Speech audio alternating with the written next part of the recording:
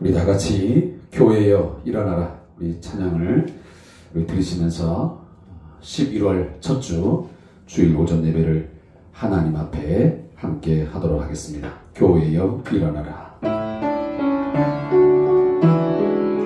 이 찬양을 들으면서 우리 함께 마음을 또 우리 생각을 일으키시기를 소원합니다.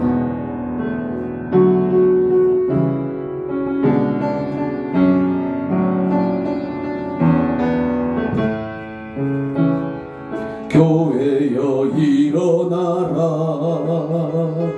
주께서 부르시니 두려움과 실패 내려놓고 교회여 일어나라 교회여 일어나라 주께서 보내시니 우릴 부르신 삶의 자리에서 교회여 일어나라 우린 세상의 빛 하나님의 편지 주의 교회를 통해 세상이 주를 보리라 일어나라 아버지 사랑으로 아버지 능력으로 서로 하나 되어 그 빛을 비추라 노래하라 아버지의 사랑을 아버지의 크심을 이 삶의 노래로 주님을 나타내라 일어나라.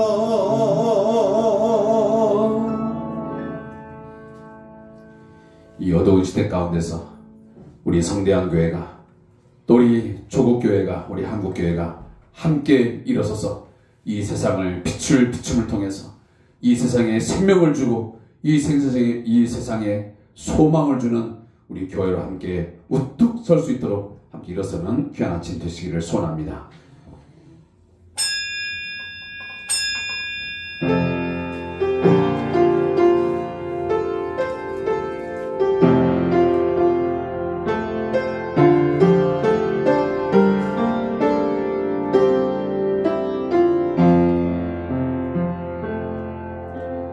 나는 하나님을 예배하는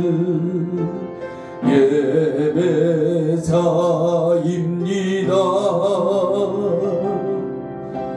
내가 서 있는 곳 어디서나 하나님을 예배합니다. 내 영혼 거룩한 은혜를 향하여 내 마음 완전한 하나님 향하여 이곳에서 바로 이 시간 하나님을 예배합니다.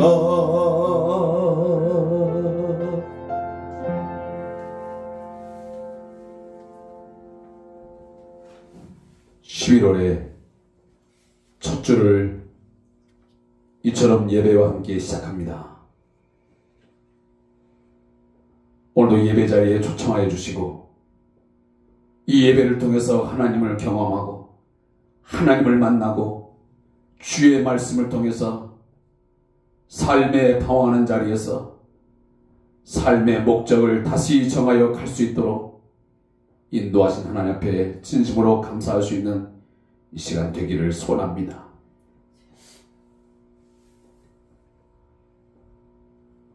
우리가 마땅히 가야 할 길,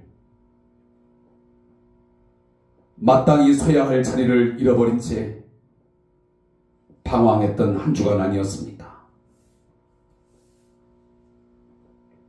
무엇을 바라보고 무엇을 향하여 걸어갔던 한 주간의 삶이었습니까?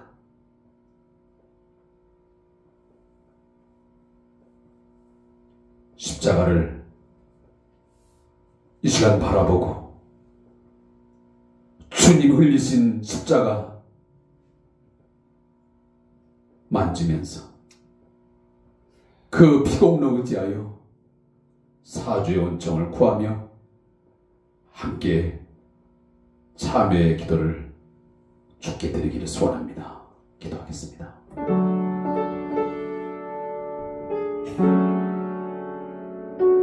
주님, 살아계신 주님, 이 아침에 주님 머리를 숙여 하늘 옆에 나오겠습니다. 감사합니다. 우리의 생각을 하시며 그 마음을 살피시는 하나님이시죠.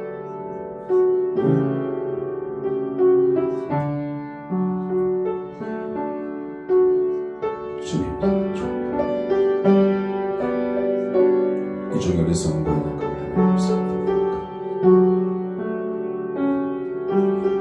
주님을 다하지 못하고 힘을 다하지 못한 나를 위해서 주 모습을 시간으로 주께 해드립니다.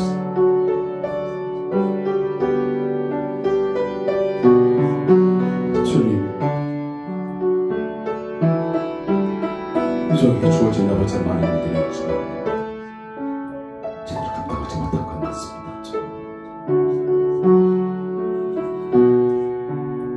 이 종이 어제 물과 눈물이 많지만 주께서 진노하지 않게 하시고 이 종 참아주시고 기다려주시고 다시 키워주시는 하나님 아버지,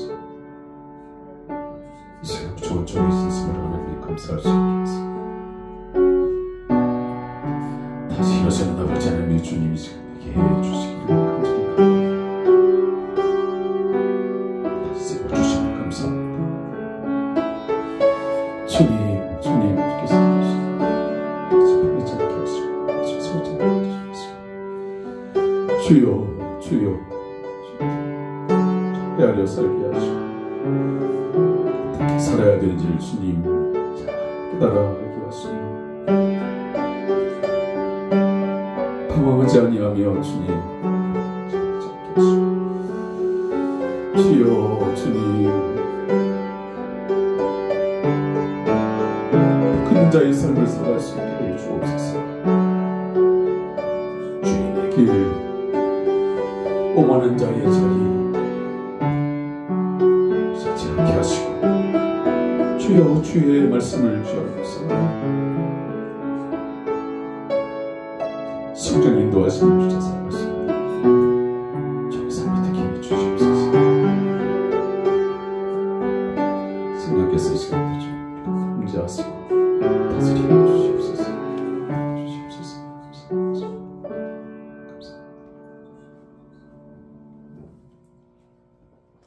여호와께서 이르시되 패역한 이스라엘아 돌아오라. 너는 오직 내 죄를 자복하라. 나의 노한 얼굴을 너희에게로 향하지 아니하리라. 나는 긍휼이 있는 자라. 노를 한없이 품지 아니하느니라. 여호와의 말씀이니라. 아멘. 우리 다 함께 찬송 9장을 하나님께 드리겠습니다. 찬송 9장.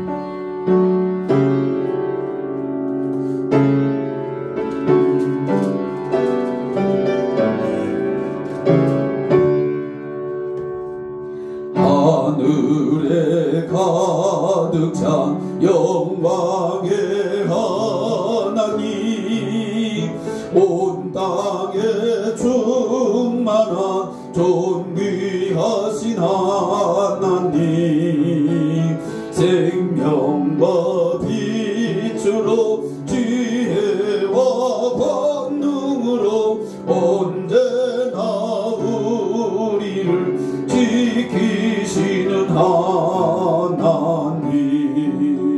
성부와 성자와 성령 삼위의 하나님, 우리의 예배를 받아주시옵소서. 사랑이 넘치는 자비하신 하나님, 은혜가 풍성한 구원의 하나님, 자회의 심령의 평안을 주시옵고 죄악과 허물을 용서하여 주소서. 찬송과 영광과 생명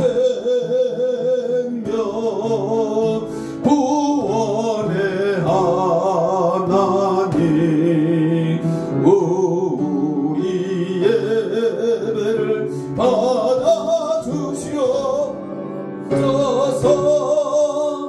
연약한 심령을 굳게 세워주시고 우둔한 마음을 지혜롭게 하시고 주의 뜻 받들어 참되게 살아가며 주 말씀 따라서 용감하게 하소서. 권능과 지혜와 사랑 은혜의 하나님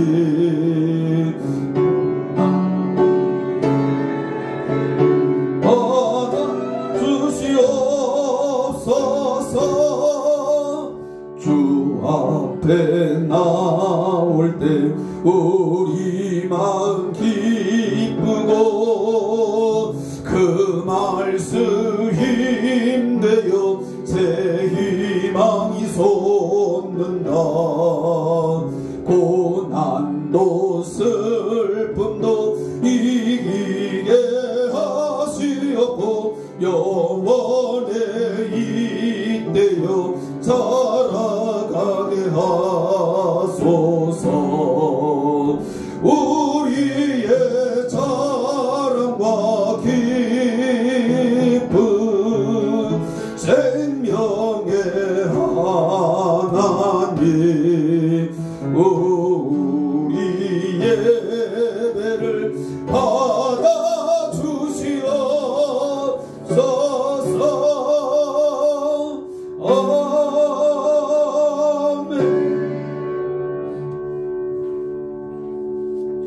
우리 함께 사도신경을 통해서 우리의 신앙을 하나님 앞에 고백하겠습니다.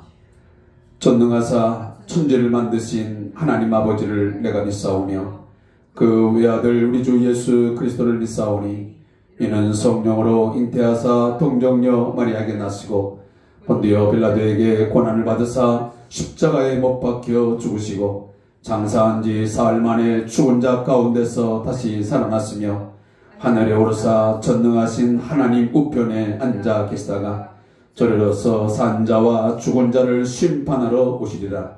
성령을 믿사오며 거룩한 공회와 성도가 서로 교통하는 것과 죄를 사하여 주신 것과 몸다 사는 것과 영원히 사는 것을 믿사옵나이다. 아멘. 우리 함께 성시교독 교독문 제66번 시편 150편을 교독하겠습니다. 교독문 찬송가 뒤에 있는 제66번 시편 150편을 우리 함께 찾아서 교독하겠습니다.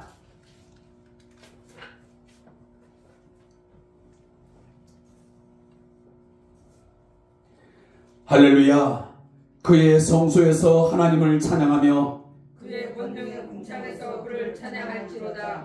그의 능하신 행동을 찬양하며 그의 지극히 위대하심을 따라 찬양할지어다. 나팔 소리로 찬양하며 비포와 수금으로 찬양할지어다. 소고치며 춤추어 찬양하며 벼락과 충소로 찬양할지어다. 큰 소리 나는 재금으로 찬양하며 높은 소리 나는 지금으로 찬양할지어다. 호흡이 있는 자마다 여호와를 찬양할지어다. 할렐루야. 아멘. 자리에 앉혀서 우리 다 같이 찬송 405장을 하나님 앞에 들으신 후에 우리 김낙출 권사님 대표 기도해 주시겠습니다. 찬송 405장.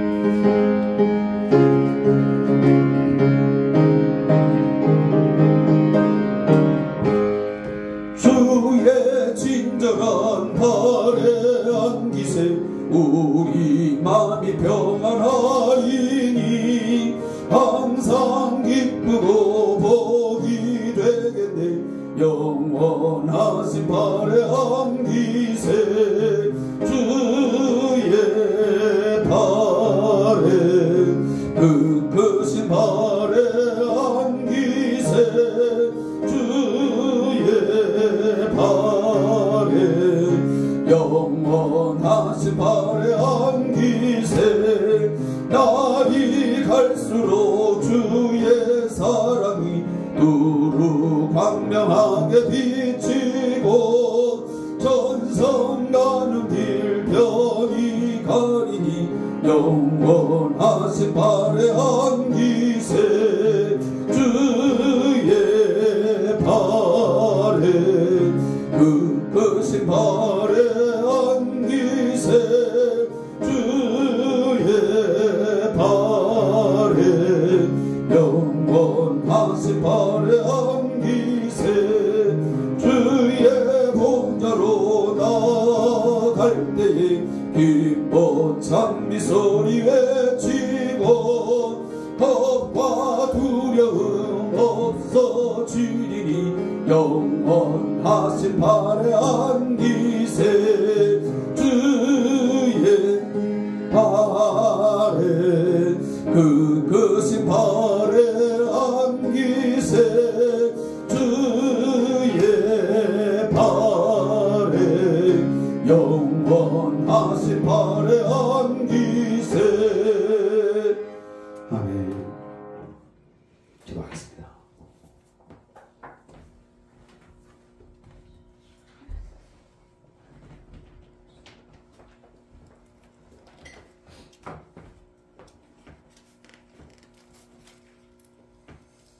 할렐루야, 할렐루야. 참 좋으신 하나님 감사합니다. 아멘. 오늘도 하나님 아름다운 햇볕과 찬란한 공기를 주신 하나님 감사합니다. 하나님 이제 지난 한 주간 동안도 하나님께 무릎 꿇고 사죄드리지 못하고 세상 일에 빠져 살아 있었습니다. 하나님 이 자리에서 용서를 빌고 회개를 비우니 회개하게 하여 주시옵소서. 하나님 우리 최 목사님을 늘 이렇게 사랑하셔서 건강하게 이렇게 먼 길을 오고 가실 때 하나님 더더욱 높은 사랑을 주시옵소서. 우리 최 목사님의 가정에서도 늘 은혜가 넘치고 은혜가 충만한 가정으로 이끌어 주시옵소서. 하나님 또 우리 왕 목사님 하나님 어느 자리에 계시든지 늘 건강을 챙기고 늘 행복한 마음을 지니게 하여 주시옵소서. 하나님 부족한 죄인은 하나도 도움이 되지 못하고 이렇게 세상을 살고 있습니다. 하나님 용서하여 주시옵소서. 우리 윤수님 사모님 참으로 너무 바쁜 세상을 살고 있습니다. 힘을 주시고 능력을 주셔서 어디선지 다 인정받는 우리 사모님이 되게 하여 주시옵소서. 하나님 또 아버지 하나님 외국에 계신 선교사님에게도 늘 건강이 충만하고 즐거움이 충만하게 해 주시옵소서. 하나님 이 빈자리를 보실 때 우리 아버지 하나님 너무나 마음이 아프시리라고 믿습니다. 아버지 부족한 죄인은 아무런 힘이 되지 못하지만 우리 하나님은 알고 계시잖아요. 아버지 아시죠. 그리고 하나님 이 지금 남북이 갈라진 것도 너무 마음이 아픈데 우리 한국에서도 지금 식구끼리 이렇게 막 반으로 갈라져 있습니다. 더 갈라지지 않도록 우리 하나님 합혀 주시옵소서. 아버지 아시잖아요.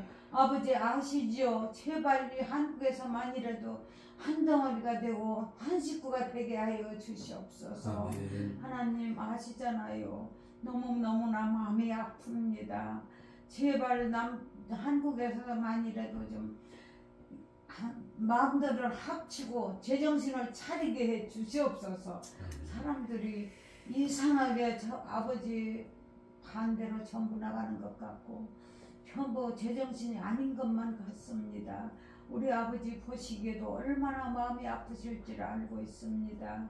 주님, 이 햇볕처럼 아름다운 공기처럼 사람들의 마음도 좀 사로잡아 주시옵소서. 하나님, 이 부족한 죄인을 불쌍히 여기셔서 한마디 한마디 올려드리는 기도 소리를 다 듣고 참으로 옮겨주실 줄 믿습니다. 믿습니다. 주여 믿습니다. 이 부족한 죄인을 불쌍히 여기시고 하나님께 올려드리는 기도를 아버지 하늘나라 생명책에 기록하셔서 그대로 이루어 주시옵소서. 우리 교회 식구들 어디에 있든지 다 하나님의 돕고 하나님의 손을 잡아주시고 지켜주시는 줄 믿습니다. 발걸음만 재촉하여 주시옵소서. 사랑이 많으신 하나님, 지금은 처음 시간이니 마치는 시간까지 홀로 영광 받으시고 기뻐 받아 주시옵소서. 사랑이 많으신 예수 그리스도의 이름으로 감사하며 기도드렸습니다. 아멘.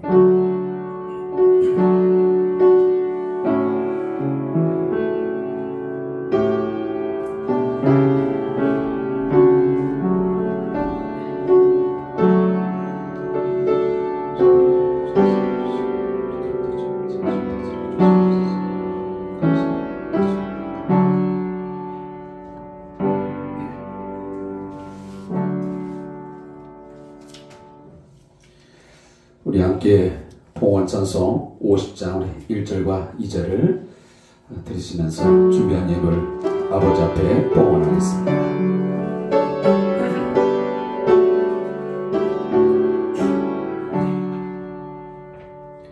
내게 있는 모든 것을 아낌없이 드리네.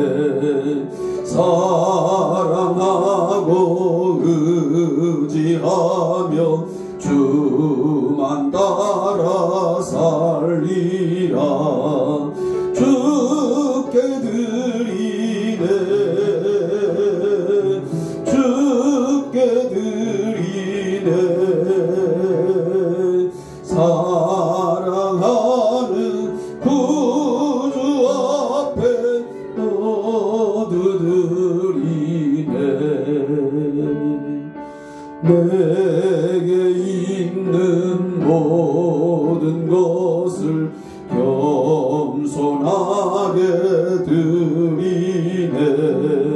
세상 욕심 멀리하니 나를 받아주소서. 주께 드리네. 주께 드리네. 사랑하는 구주 앞에 모두 드리네. 아멘.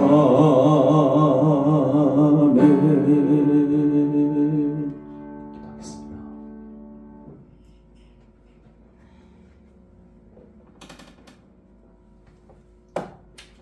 살아계신 하나님, 우리에게 생명을 주시고 우리가 살아갈 수 있는 모든 것을 예배해 주시고 허락해 주시는 하나님 아버지, 감사합니다.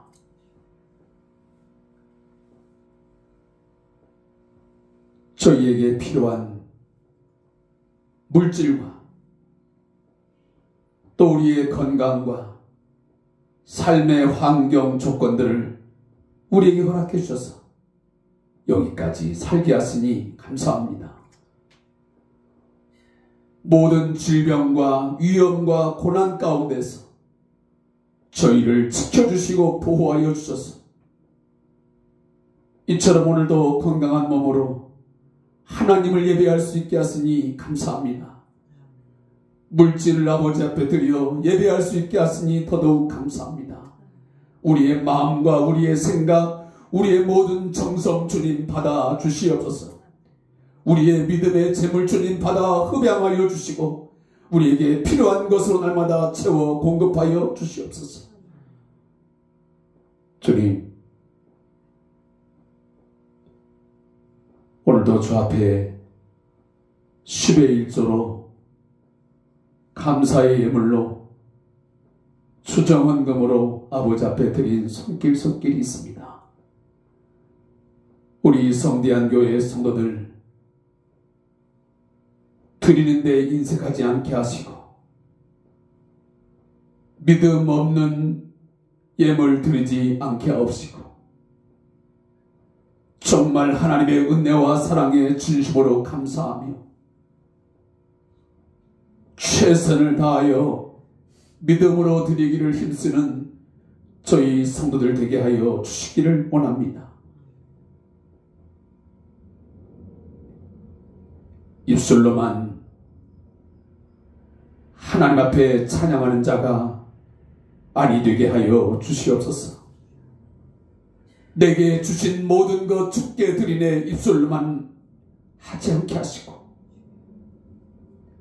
나의 건강도 나의 재물도 나의 생명도 주께 주신 모든 것이 오니 주님을 위해서 드리기를 힘쓰는 자들이 되게 하여 주시옵소서. 우리의 삶을 헛된 데 하나님 드리지 말게 하시고 주님이 인도하시는 대로 선한 뜻을 쫓아 성령의 인도하심을 받아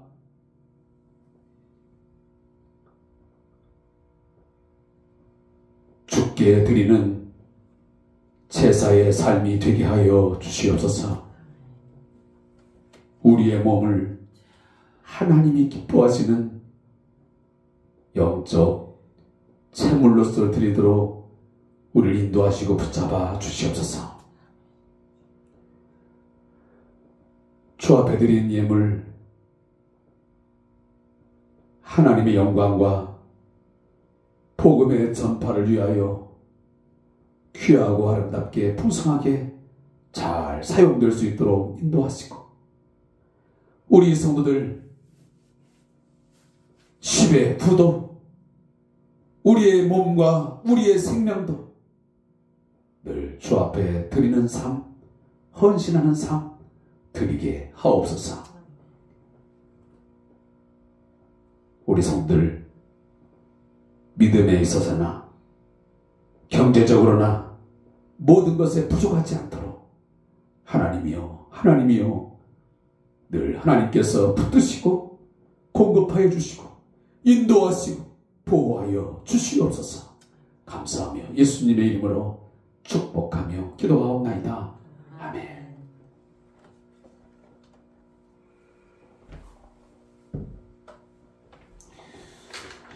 교회 소식을 전하겠습니다.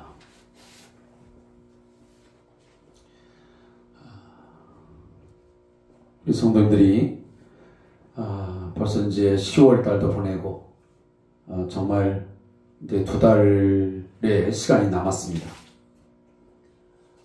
코로나19 때문에 여러 가지 많은 어려운 상황이 있었지만 그동안 10개월 동안 우리가 예배 생활 어떻게 해왔는지 다시 한번 점검하고 남은 2달 동안 여러분 더욱더 분발해서 열심히 예배 생활에 전념해 주시기를 바라고 또 말씀을 묵상하고 또 기도하고 하는 일에 또 최선의 경주를 해 주시기를 거듭 부탁의 말씀을 드리겠습니다. 아울러서 우리 박상호 선교사님과 우리 왕장철 목사님의 건강을 위해서 또 이번 남은 한 해 동안 정말 우리 하나님께서 저들의 건강도 또 사역도 하나님 도우셔서 좋은 열매 맺게 하옵소서. 기도해 주시면 고맙겠습니다. 또 큐티 생활을 위해서 또 주상교제 여러분 유튜브 동영상 있습니다. 함께 참여해 주시기를 바라고요. 또 늘 매주마다 하는 이야기지만 이 대면 예배가 빨리 예전으로 돌아가서 회복돼야 되는데 그러하지 못한 모습으로 계속 반복되고 있어서 우리 권사님도 금방 기도 중에 말씀드렸지만 하나님의 마음이 얼마나 아프고 힘이 들까 하는 생각도 들기도 하고 또 저의 마음도 마찬가지고 또 우리가 함께 예배하고 있는 성도도 마찬가지라고 생각합니다. 예전에 옆에 누가 있었고 앞에 누가 있었고 했는데 이렇게 빈자리가 많은 모습을 보면서 안타까운 마음을 늘 갖습니다. 여러분 위해서 많이 기도해 주시고 또 틈날 때마다 여러분 전화로 또 문자로 함께 독려해 주시면 감사하겠습니다. 또 나라와 민족을 위해서 또 한국교회의 영적 회복을 위해서 함께 기도해 주시기를 부탁하겠습니다. 그리고 제가 초보에 공식적으로 실천 나눴습니다. 저희 우리 김혜리 사모의 오빠이고 또 이곳에 함께 예배하고 있지는 않지만 매 주마다 저희 교회의 유튜브 동영상을 보시면서 울산에서 늘 예배를 하시는 우리 성도님이 있습니다. 우리 김영미 성도님이라고 우리 김영미 성도님이 남편 되시는 우리 김철수 성도님이 지난 목요일날 아침에 갑자기 하나님의 부르심을 받아 세상을 떠났습니다. 그래서 저도 3일 동안 장례를 치르고 어제 저녁에 올라왔습니다. 여러분들이 얼굴을 본 적은 없지만 우리 김영미 성도의 가정을 위해서 여러분 많이 위로해 주시고 또 기도해 주셨으면 하는 그런 부탁을 제가 드립니다. 여러분 함께 위로의 시간 또 하늘나라의 소망을 갖는 그런 시간 되기를 소원하겠습니다. 또 우리 환호자 있습니다. 위에서 기도해 주시고 또 우리 사업기관에서도 함께 기도해 주시면 고맙겠습니다. 우리 다 같이 일어나셔서 성경을 봉독하겠습니다. 요한복음 21장 15절부터 19절의 말씀을 함께 읽겠습니다.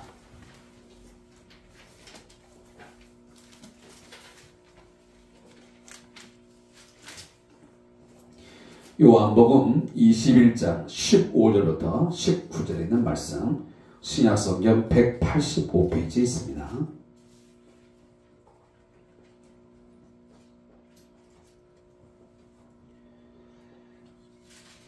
요한복음 21장 15절부터 19절 말씀 제가 말씀을 받들어 읽도록 하겠습니다.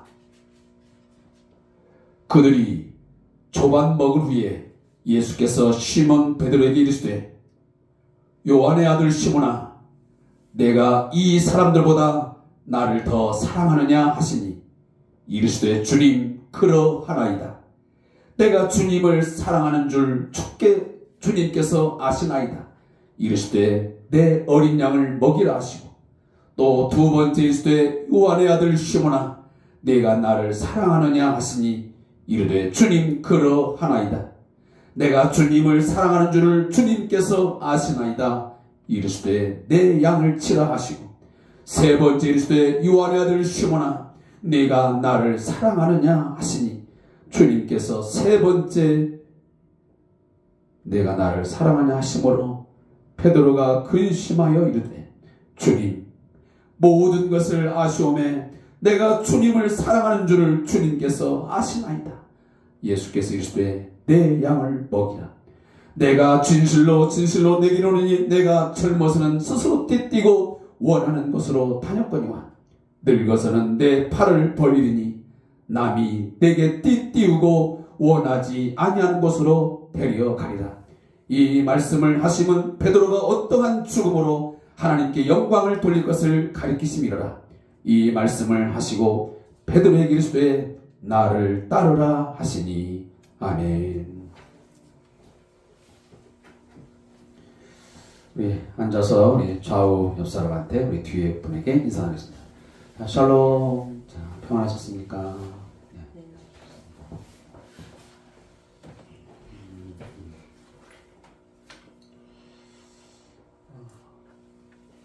혹시나 여러분들이 왜 그 소식을 전하지 않았냐고 서운해 하실 분들이 계실 것 같은데, 제가 그냥 개인적으로 사모님한테 부탁을 드렸습니다. 그냥 교우들한테는 알리지 말달라. 그냥 가족장으로 잘 치우고 올라가겠다. 이렇게 당부를 좀 드렸습니다.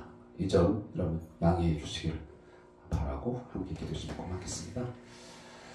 우리 11월 한 달 또 시작됐습니다. 저로 4주 동안 우리 성도들 더욱더 말씀의 은혜를 많이 경험하고, 또 여러분 삶의 자리에서도 또 추수의 계절, 또 결실의 계절인 만큼 좋은 열매를 거두고, 또 좋은 열매를 통해서 뭔가 그 삶의 보람과 또 뿌듯함을 가질 수 있는 11월 한 달 되기를 주님의 이름으로 축복합니다. 자, 기도하겠습니다.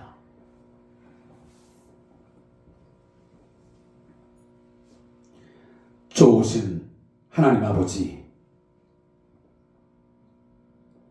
11월의 첫 주를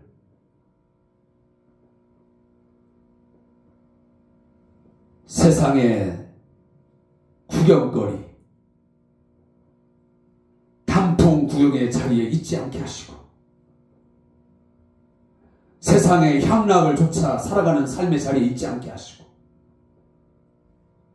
피곤하고 지치다 하여 누워있는 자리에 있지 않게 하시고, 오늘도 하나님을 사랑하고 주의 말씀을 듣고자 하는 갈망함이 있게 하셔서 오늘도 주의 날 이 예배의 자리에 있게 하시니 감사합니다.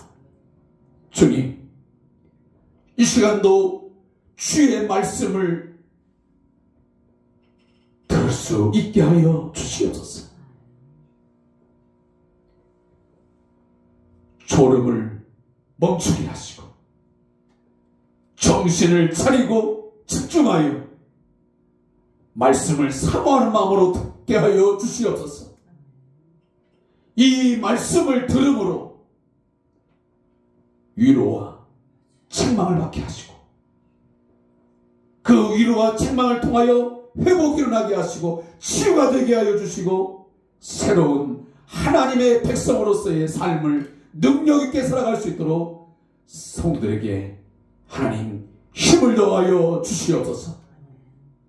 지치고 피곤하고 때로는 절망하는 마음 가운데 살아갔지만, 그러나 오늘 예배를 통해서 하나님의 은혜와 사랑을 경험함을 통해서 용기하여서 일어나게 하시고, 담대하게 해주시고, 두려움과 모든 하나님의 염려와 걱정을 떨쳐버리게 하시고, 희망 가운데 하나님의 능력을 소망하면서 하나님께서 힘주심을 기대하면서 일어서는 이 자리가 되게 해 주시옵소서. 예배를 마치고 돌아갈 때에 주님과 함께 동행하는 발걸음 듣게 하시고, 한 주 동안 주의 말씀을 묵상하면서 주의 말씀의 능력을 경험하면서 살아갈 수 있는 저희 성대한 교회의 성도들 되게 하여 주시옵소서. 감사하며 예수님의 이름으로 축복하며 기도하옵나이다. 아멘.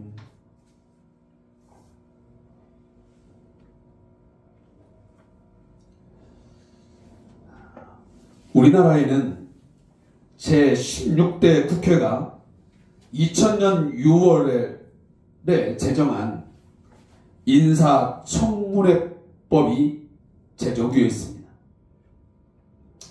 따라서 이 인사청문회법을 따라서 인사청문회가 열리고 있습니다. 이 제도는 대통령이 행정부의 고위 공직자를 임명을 할 때 국회의 검증 절차를 거치게 함으로써 대통령의 인사권을 견제하는 제도적 장치입니다. 공직 후보자가 적합한 직무 능력과 자질, 도덕성을 갖추었는지를 검증하는 제도 또한 절차입니다. 그런데 가끔 방송에서 현장 중계 장면을 하는 것을 보게 됩니다. 그때마다 일반 국민들에게 비춰지는 그런 모습, 사실 때로는 보고 싶지 않을 때가 있습니다.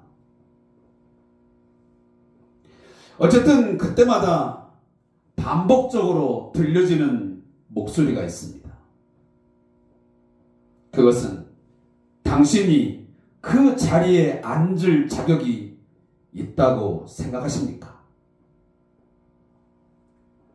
저는 아무리 생각해도 아니라고 생각합니다. 후보자께서 양심이 있다면 스스로 사퇴하는 게 맞다고 생각합니다. 본인은 어떻게 생각하십니까? 라고 하는 질문을 의원들이 가끔 후보자 검증 절차를 할 때 묻습니다.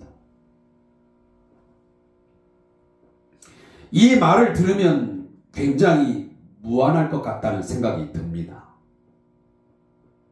그래도 대통령실의 청와대에 검증 절차를 거쳐서 후보자가 되었는데 당신이 그 자리에 앉을 자격이 있느냐? 사퇴하라. 이런 말을 들으면 당혹스럽고 때론 화가 날 법도 하다라는 개인적 생각이 듭니다. 저는 그 장면을 보면서 가끔은 이런 생각을 합니다. 나는 과연 자격이 있는 걸까? 저 고위공직자에게 묻는 질문이 저에게 들려지는 질문이기도 합니다. 당신은 그 자리에 그 자리를 감당할 만한 자격이 있다고 생각하십니까? 목사로서, 남편으로서, 아버지로서, 또 직장의 한 사람의 직위를 갖고 있는 자로서 그런 질문들을 하게 되곤 합니다. 자격이라는 말, 굉장히 무거운 단어입니다. 그렇지만 우리 스스로가 해보는 것, 저는 유익하다고 생각합니다. 남이 나를 향해서 자격이 있다 없다를 따지는 것도 물론 중요하겠지만 내 스스로가 한 번쯤은 내가 정말 엄마의 자격이 있나? 내가 아내로서의 자격이 있나? 내가 남편으로서의 자격은 있는 것인가? 그 자리에 설 만큼 당신 자질이 있느냐? 라고 하는 스스로의 자문 해볼 필요가 있다고 생각해요. 그런 고민도 없이 그냥 살아가는 것, 그냥 그 직위를 계속 유지하는 것, 무모할 수 있습니다. 자기 자신에게나 또 나의 가족들에게나 내 직장의 동료들에게 또 교회 공동체에 오히려 해를 끼칠 수도 있습니다.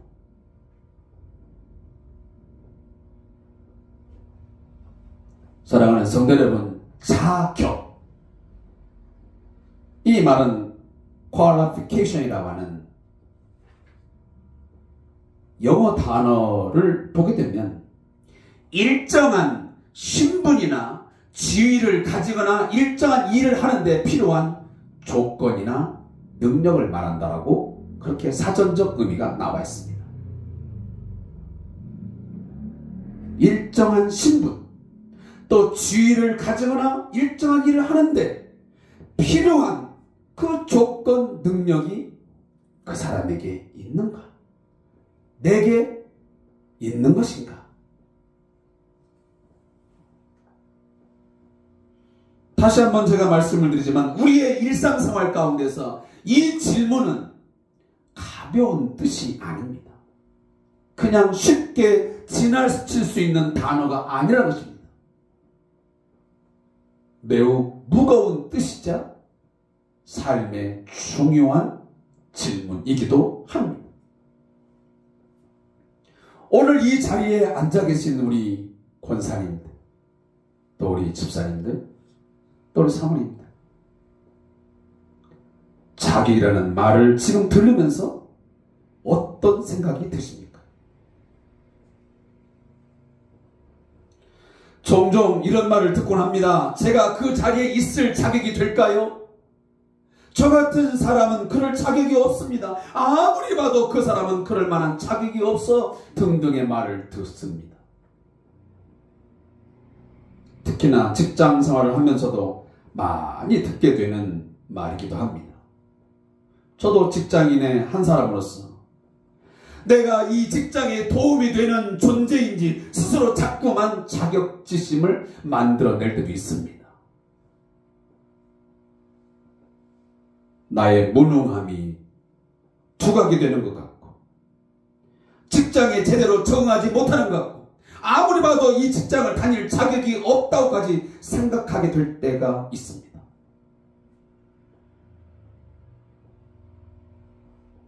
교회 생활도 마찬가지겠죠.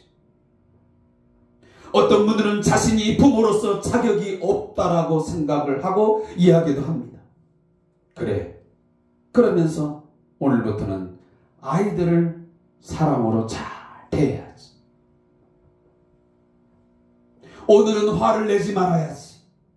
잔소리를 좀 줄이고 아이들을 대해야지. 그런데 얼마 가지 못해서 어떤 상황이 되면 또 분노하고 심지어 손찌검까지 할 때도 있습니다. 그러고는 곧 후회를 하기 시작합니다. 그러면 그렇지, 내가 무슨 부모 자격이 있어? 나는 부모 자격이 없는 것 같아. 때로는 아내로서의 자격이 없는 것 같아. 내가 남편으로 자격이 없는 것 같아. 이런 생각이 계속 반복적으로 오고 갑니다. 사랑하는 성도 여러분, 여러분의 신앙생활은 어떻습니까? 한번 물어보고 싶습니다.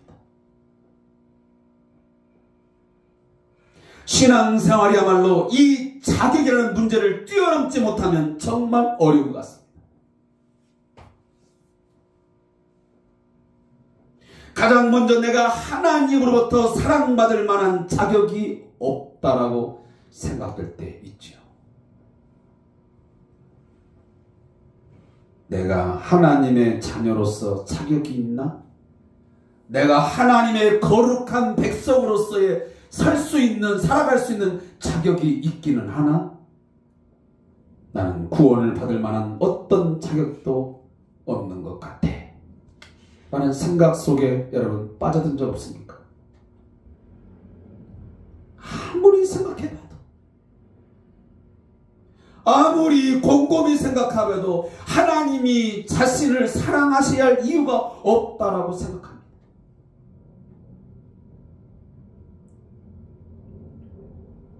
특히나 주일날 예배에 저도 이렇게 와서 이 자리에 이렇게 앉아 있다 보면 한 주간 동안 하나님을 찾지 않았고 하나님과 동행하는 삶을 살지 못했기 때문에 염치가 없어서 이 자리에 앉아있을 서야 할 자격이 없다라고 생각했습니다. 내 안에 믿음이 없어서 하나님을 예배할 자격이 없다고 단정 짓는 분들도 계십니다. 혹시나 여러분들에게 누군가가 이렇게 질문한다고 한다면 어떻게 말씀하시겠습니까? 지금 당신은 하나님을 예배할 자격이 있다고 생각하십니까? 어쩌면 우리는 이 질문 때문에 많이 흔들릴지도 모릅니다. 아마도 사탄은 이런 질문을 통해서 우리를 유혹하고 우리를 시험할 것입니다. 예배의 자리를 떠나도록, 예배의 자리에 있지 못하도록 우리를 유혹할 것입니다. 맞아, 넌 예배할 자격이 없어. 양심이 있으면 어떡해? 와, 네가 어떻게 살아왔는지 하나님이 모를 것 같아? 하나님이 그런 너의 예배를 받으실 것 같아? 너무 너 위선적이지 않아? 넌 지금 하나님 앞에 나올 자격이 없어 라고 하는 그런 내면의 외침이, 양심의 어떤 외침이 내 안에 들려올 수도 있습니다. 예배뿐이겠습니까? 교회 안에서 봉사와 섬김의 사역을 맡을 때도 마찬가지입니다. 더 잘하는 사람이 해야 하는데, 더 뛰어난 사람이 해야 하는데 난 잘도 못하고 부족한 사람이라 그 자리를 맡을 자격이 없다고 생각합니다. 그래서 연말이 되면 대부분의 교회들이 교사직, 여러 가지 봉사직을 맡기려면 얼마나 많이 공을 들이고 힘겨워하는지 몰라요. 저희도 이제 코로나 이후에는 지금 뭐 이런저런 상황들을 많이 만들지 않았지만 그 전에 보면 새해가 되어서 회장직, 총무직, 나름대로 직을 맡기려면 많은 분들이 회피합니다. 나는 그럴 만한 자격이 없습니다. 저보다 더 좋은 인품 갖고 있고 더 좋은 신앙 갖고 있는 사람이 해야지. 저는 부끄럽습니다. 저는 할 자격이 없습니다. 네, 그렇다면요, 저는 훨씬 더 그럴 것 같습니다.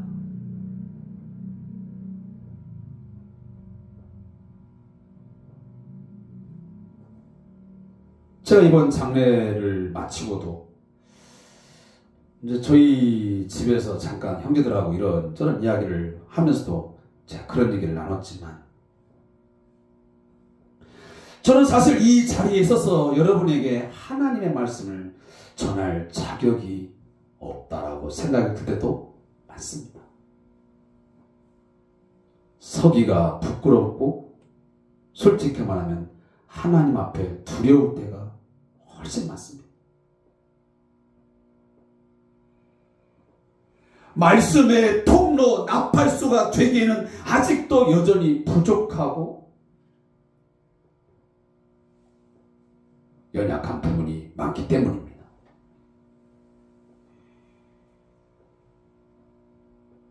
세상적인 지식을 전달하는 어떤 강사도 아니고 교수도 아니지 않습니까? 하나님의 거룩한 말씀을 전하는 그런 직이기 때문에 너무 거리가 멀다는 생각이 들기도 하고 느껴지기 때문입니다. 정말 내 자신이 하나님의 말씀을 입에 올릴 자격이 있기는 한 것인가? 그런 때일수록 사실 우울해지기 시작할 때가 많습니다. 때로는 이유를 알지 못하는 죄책감이 찾아들기 시작합니다. 그리고 자꾸만 자격지심에 빠져듭니다. 그러나 이러한 생각은 저뿐이겠습니까? 아마 여러분들도 나름 이런저런 자격지심이 들 때가 있겠죠. 오늘 함께 읽었던 본문이 바로 그런 자격에 대한 자질에 대해서 가장 깊게 고민했을 한 사람에 대한 이야기입니다. 한때 그는 예수님의 수제자였습니다. 하지만 지금은 그냥 예수님을 저주하며 맹세하기까지 한 변절자일 뿐입니다. 그는 예수님의 제자에서 실패한 자입니다. 제자로서 자격이 전혀 없는 자라고 여기고 다시 원래의 자리 어부가 된 사람입니다. 이제 평범한 한낱 어부 생활을 하고 있는 사람이었습니다. 오늘 본문 함께 읽지는 않지만 바로 앞전에 보면 21장 3절에 보니까 시몬 베드로가 나는 물고기 잡으러 가노라. 무슨 새로운 사업, 새로운 직장이 생겨서 야심차게 꿈을 꾸고 달려가면서 하는 말이 아닙니다. 실패와 좌절. 그래, 나는 자격이 없어. 나는 실패자야. 내가 어떻게 예수님의 제자가 될 수 있단 말인가. 그러면 그렇지. 삶의 회의에 빠진 채 옛 직업으로 돌아가는 자리에서, 돌아가는 마음과 체념한 듯한 걸음걸이에서 나오는 소리야. 그래, 나는 물고기나 잡으면서 어부 생활을 하면서 살아가야 되는 것이지. 성충이는 솔잎을 먹어야 되는 거지. 내가 무슨 예수님의 제자가 되어서 말씀을 선포해. 내가 사람을 낚아? 3년 동안의 일들이 마치 한여름밤의 꿈과 같았다고 생각하는 사람이었습니다. 더 이상 자신의 삶에 희망이 없기에 다시 하던 대로의 일상을 살아가고 있는 한 남자입니다. 그리고 그는 돌아갔습니다. 열심히 살아보려고 발버둥을 치고 애써 보았습니다. 그날 밤도 열심히 그는 그물을 던졌습니다. 그러나 어떻게 되었습니까? 그날 밤도 아무것도 잡지 못했습니다. 그 사람의 이름은 누굽니까? 바로 베드로입니다. 그런 베드로에게 예수님이 오늘 본문 말씀 보니까 찾아오셨습니다. 베드로가 예수님을 찾아간 것이 아니고 예수님이 실패자요, 좌절과 삶의 회의에 빠져서 옛 직업으로 돌아가서 평범하게 살고 있는 그 베드로에게 찾아간 것입니다. 먼저 찾아오셨습니다. 직접 베드로를 만나러, 베드로를 처음 만났던 그곳 바로 갈릴리 바다 디베랴 호숫가로 주님이 찾아오신 것입니다.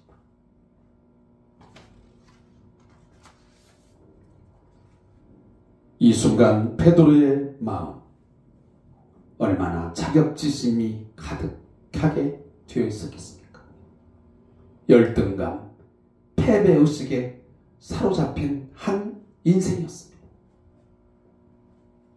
그러하기에 바로 옆에서 3년 동안이나 보았던 예수님이 오셔서 계셨지만 그는 한눈에 알아보지 못했습니다. 완전한 절망에 빠져 있었기 때문에 예수님이 곁에 와서 계신데도 그를 알아보지 못했습니다. 삶의 목적과 방향을 잃어버린 채 멘붕에 빠진 채 그냥 원래 직업으로 돌아갔던 것이고, 그날 밤도 아무도 잡지 못하고 그냥 터덜터덜 그는 투덜대면서 있었겠죠. 그러한 삶의 자리에 있는 베드로와 그 일행을 주님이 찾아오셨고, 그 예수님은 말씀을 건네셨습니다. 뭐라고?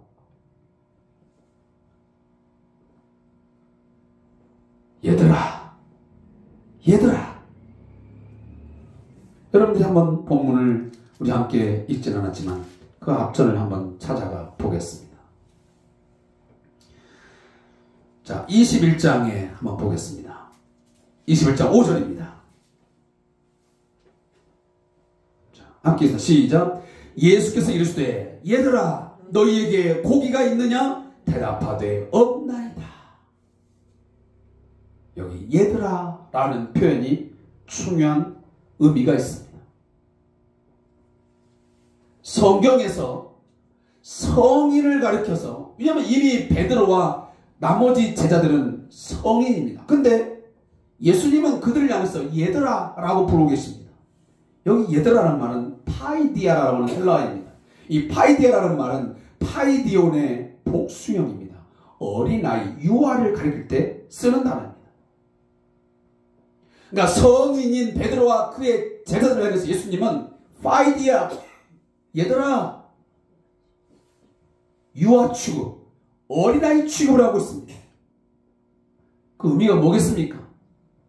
네가 몸은 성이 되어 있지만 영적으로 볼 때 아직도 잘 분별하지 못하는 그런 영적 유아, 어린아이 상태, 분별력이 없는 그런 상태에 있다라고 예수님은 오늘 단정을 하고 그렇게 부르신 것입니다. 얘들아, 아직도 영적으로 분별력이 없어서 아직 유아 상태에 빠져있는 얘들아, 뭐 좀 잡았니?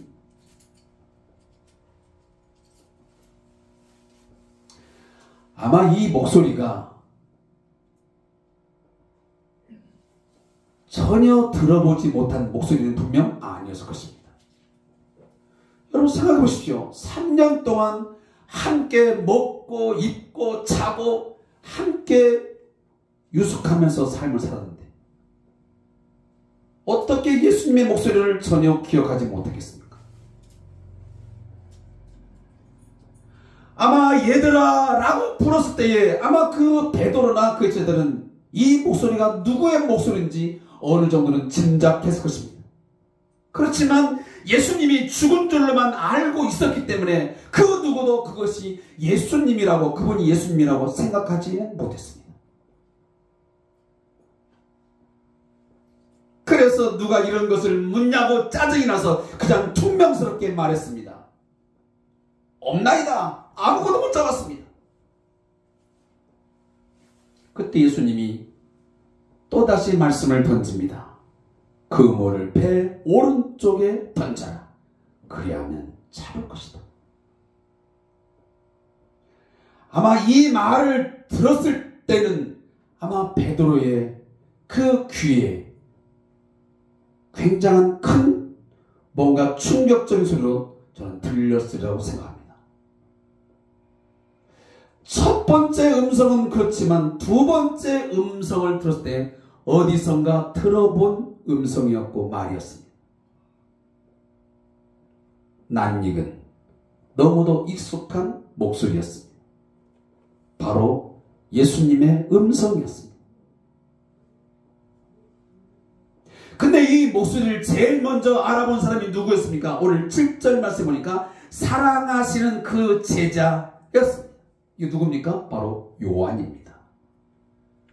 사도 요한이 예수님의 목소리를 제일 먼저 눈치를 챘습니다. 그리고 베드로에게 알려줍니다.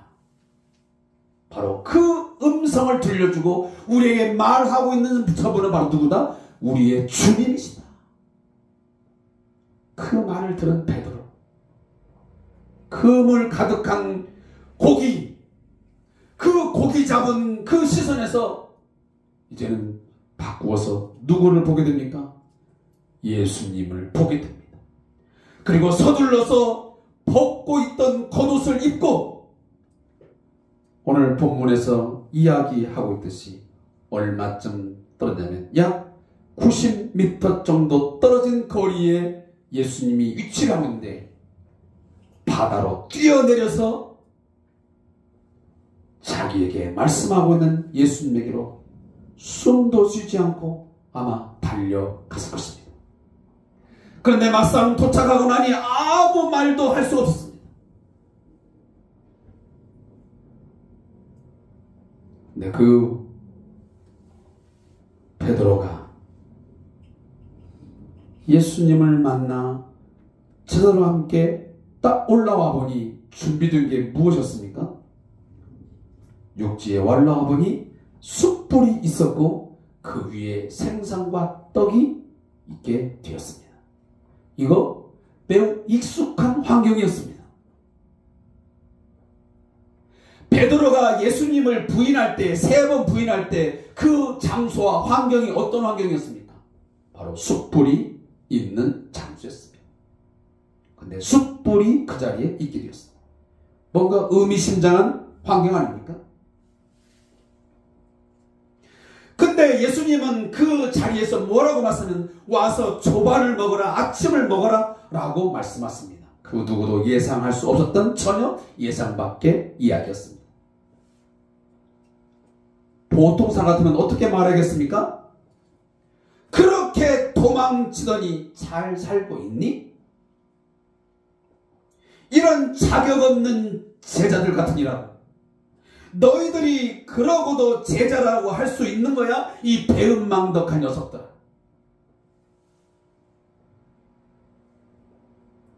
또 지금 보고 있지. 숯불.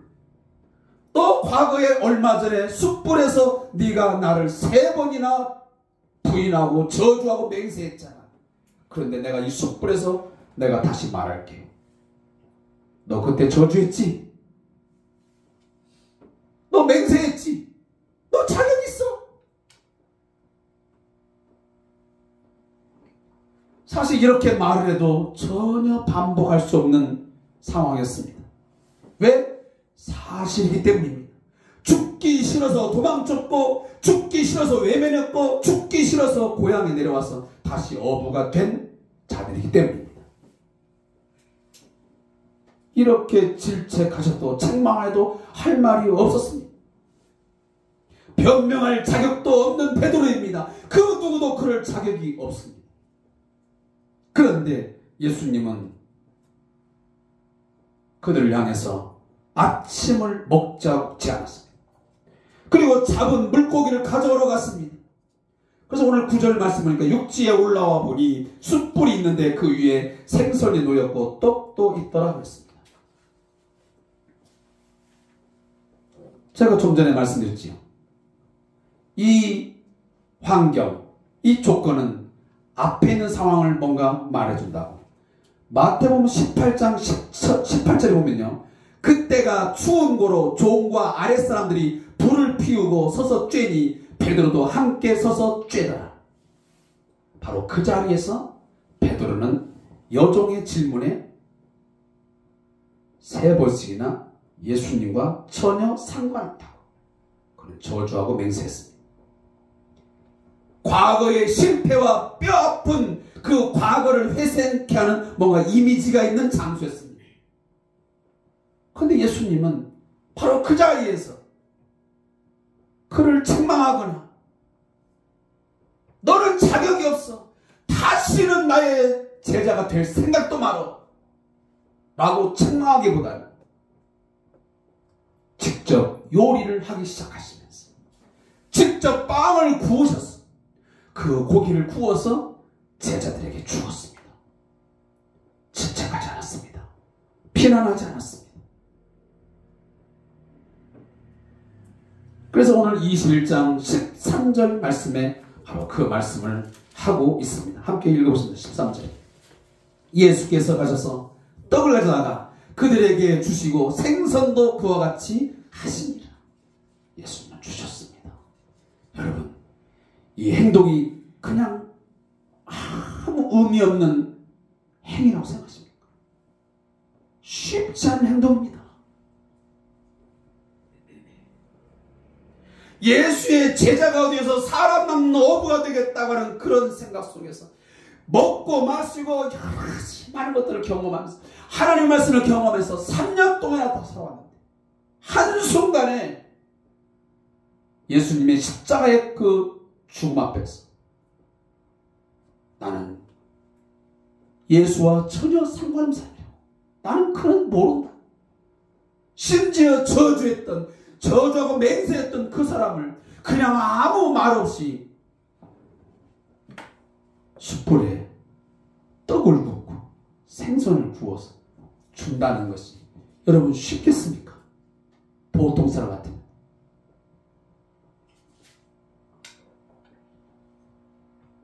아마 그 고기와 떡을 처음 받아든 베드로와 그 제자들 눈물을 뚝뚝 흘렸을지도 모르겠습니다.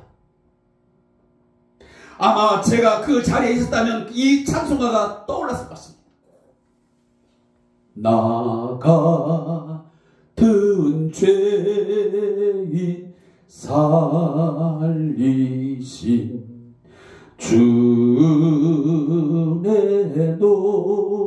놀라워 잃었던 생명 찾았고 광명을 얻었네.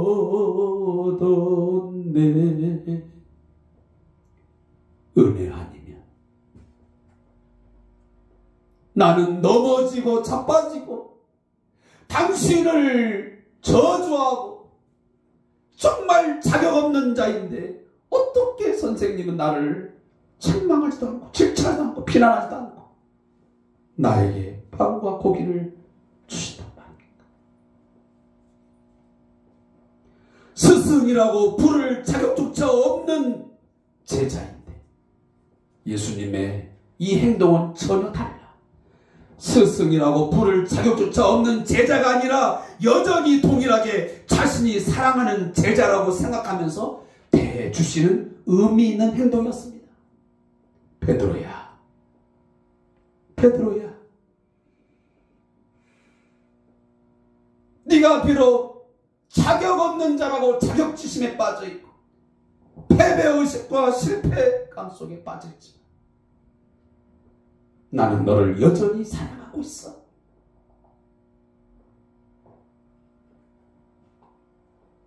어떻게 그 떡이 그 고기가 그냥 넘어갔겠습니까? 묵묵히 눈물을 흘리면서 생선과 떡을 분명히 먹었을 거예요.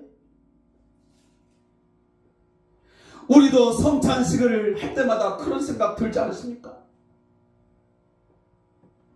우리가 성만찬을 요즘에는 꽤 한지 오래됐습니다. 그러나 성만찬을 통해서 아니 우리 예배 때마다 그런 생각이 우리에게 늘 밀려와야 됩니다. 나 같은 죄인, 내가 하나님 앞에 정말 예배할 수 없는 자격, 예배할 수 있는 자격 없는데, 내가 하나님의 거룩한 자녀로 살아갈 수 있는 자격이 없는데,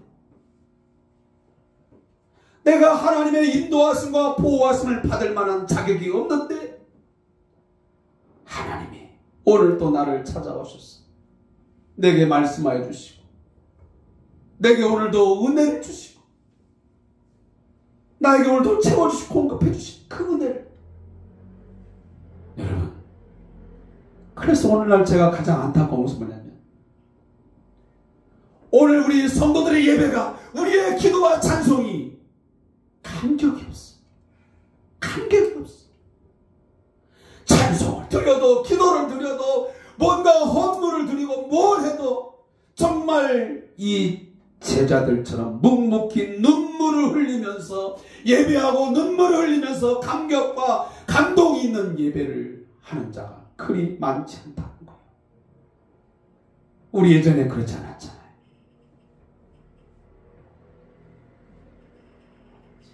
그렇게 식사가 끝난 후 예수님은 다시 베드로를 부르십니다. 그러면서 내가 너를 정말로 만나러 온 이유를 말씀하십니다. 15절 말씀입니다. 요한의 아들 시몬아,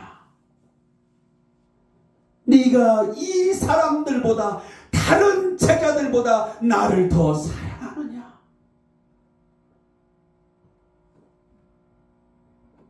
그것도 3번 반복하십니다. 이유가 있습니다. 네가 나를 3번 부인했지. 나도 3번 너를 다시 묻겠다.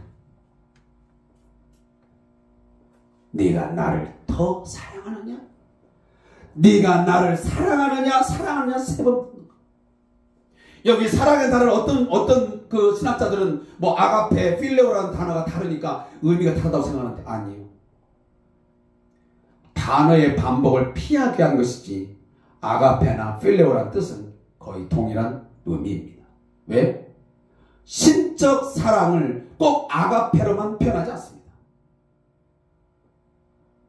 따라서 여기서 예수님께서 사랑하느냐 사랑하느냐 사랑하냐고 3번 물은 것은 좀 전에 바로 18장에서 네가 3번 나를 부인한 것에 대한 재확인이에요. 그때 네가 3번 부인했지만 이제 3번을 통해서 다시 예수님을 향한 그 사랑을 확인시키는 겁니다. 베드로는 이 질문을 듣고 마음이 무너져 내렸을 것입니다. 사랑한다고 말하고 싶지만 사랑하는데 그렇게 행동해야 했냐고 자격을 운운할까 두려웠을 것입니다. 네가 정말 사랑했다면 어떻게 나를 저주할 수 있어? 네가 그렇게 여종 앞에서 나를 어떻게 부인할 수 있어? 그런 말을 할까 봐 아마 굉장히 두려운 마음도 있을 것입니다. 그래서 예수님 말씀, 주님이 아시지 않습니까? 베드로는 점점 기어들어가는 목소리로 이렇게 말할 수밖에 없습니다. 그리고 아마 눈물을 글썽이면서 답을 했겠죠. 주님, 그렇습니다. 내가 주님을 더 사랑하는 줄을 주님께서 아십니다. 그러자 예수님이 말씀하십니다. 내 어린 양을 먹여라. 내 양떼를 쳐라. 내 양떼를 먹여라 라고 말씀하십니다. 패배와 절망감에 빠져있던 베드로와 제자들, 주님을 향한 사랑과 사명을 잃고 삶의 목적과 방향을 잃어버린 채 방황한 자들을 향해서 예수님 말씀하시고 그들을 다시 세워주십니다. 말씀을 맺겠습니다. 주님은 오늘 베드로와 제자들에게 다시 원래의 자리로 돌아오라고 말씀하십니다. 자격지심에 빠져가지고 실패와 자격에 빠져가지고 나는 자격이 없어 하고 돌아가지 말고 사람 낚는 어부에서 고기 낚는 어부로 돌아가는데 다시 고기 낚는 어부에서 사람 낚는 어부의 자리로 사명의 자리로 다시 돌아와서 시작하자라고 말씀하고 있습니다. 이 자리에 앉아있는 사랑하는 성도들, 혹여나 자격지심에 빠져 있습니다. 내가 무슨 예수를 믿어서 구원을 받을 자격이 어디 있어? 내가 이렇게 살고 있는데 내가 무슨 하나님의 사랑을 받고 하나님의 보호를 받아서 내가 잘 되고 무슨 복을 받아? 나는 그럴 만한 자격이 없어. 내가 무슨 목사고 내가 무슨 사모고 내가 무슨 권사가 되고 내가 무슨 집사가 되었어. 내가 사랑한단 말인가? 패배와 절망감에 빠져있는 우리들, 주님을 향한 사랑과 사명을 잃고 삶의 목적과 방향을 잃어버린 채 방황하는 우리의 모습, 주님은 너무나 잘 알고 계십니다. 그러기에 찾아오시는 것입니다. 지금 찾아오셨고 반드시 찾아오실 것입니다. 우리의 자격은 내가 무엇을 잘해서 자격을 딴 게 아니고 우리가 하나님의 자녀가 된 것은, 우리가 구원을 얻게 되고 그의 많은 은혜와 사랑을 경험하게 되는 것은 하나님의 자비와 하나님의 긍휼, 하나님의 은혜인 줄로 믿습니다. 다시 시작해야 됩니다. 다시 주님과 걸어야 됩니다. 다시 주님을 따라야 됩니다. 오늘 주님 말씀하셨습니다. 나를 따라, 다시 나를 따라오라. 사랑을 재확인시켜주고 다시금 자격을 부여해 주시겠습니다. 사랑하는 성도 여러분, 괜찮습니다. 오늘 주님이 말씀하십니다. 베드로야, 괜찮아. 괜찮아. 넌 여전히 내 사랑하는 자녀야. 넌 내가 사랑하는 사도야. 나의 제자야. 얼른 자격지심을 버리고 네가 지금 하고 있는 그 어부의 생활 다 청산하고 다 버려버리고 다시 사람 낚는 어부의 자리로 돌아와. 내가 자격을 다시 부여해 줄게.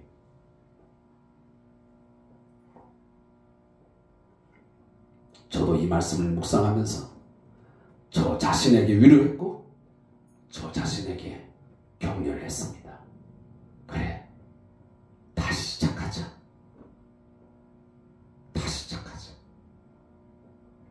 그리고 다시 주님과 걸으면서 주님을 따라가면서 사명을 감당하자. 아무쪼록 우리 성대한 교회와 우리 모든 성도들이 그러한 다짐이 결단이 있는 이 시간 되기를 소원합니다. 우리 요한의 아들 시몬아, 우리 찬양을 드리면서 제가 축도하고 마치겠습니다.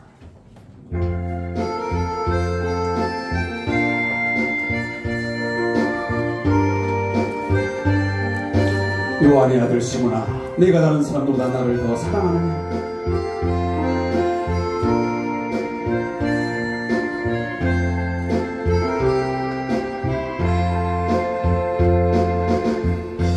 요한의 아들 시몬아,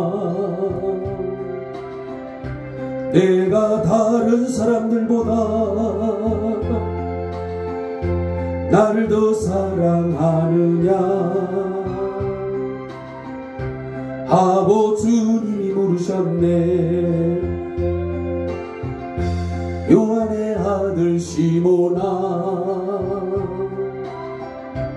내가 다른 사람들보다 나를 더 사랑하느냐 하고 주님이 물으셨네. 그때 주께 대답했네. 내가 주를 사랑하는지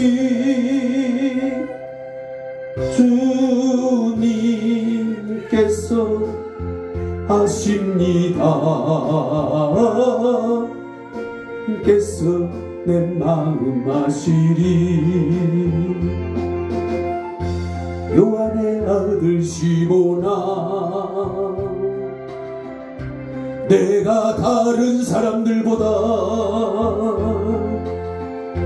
나를 더 사랑하느냐 하고 주님이 물으셨네. 내게 많은 양떼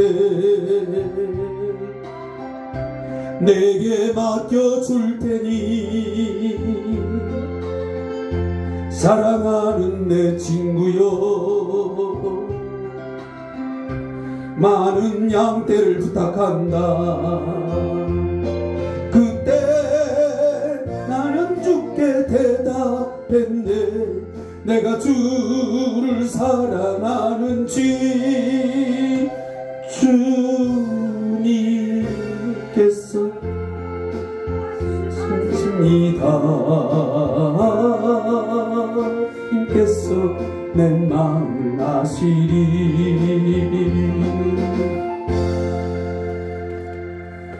지금은 자격지심과 패배감과 실패의 자리에서 삶의 의미와 삶의 목적을 잃어버린 채 방황하는 저희들에게 찾아와 주셨어.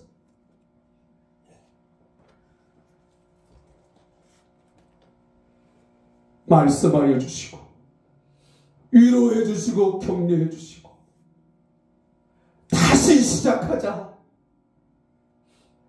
다시 나와 함께 걸으며 다시 사명을 감당하는 자로 서라고 세워주시는 우리 주 예수 그리스도의 은혜와 우리 하나님 아버지의 그 크신 사랑하심과 성령님의 위로 격려 교제하심,